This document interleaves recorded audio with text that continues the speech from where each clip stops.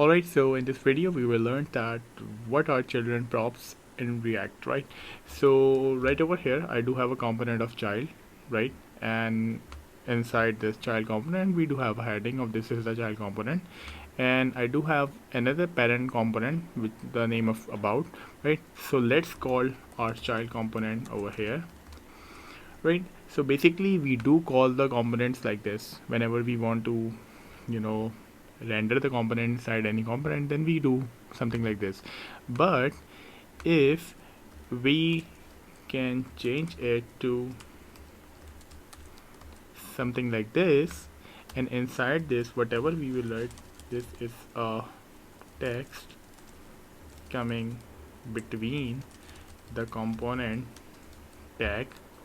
I'm calling it as a component tag, you can call it whatever you want, right?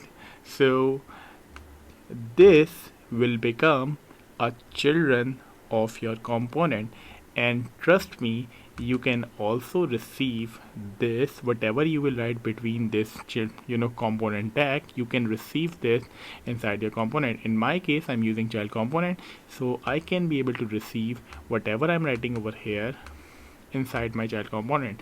So how can you receive that? Well, like you normally define the prop, destructure the props, then for the children's you can just do something like this.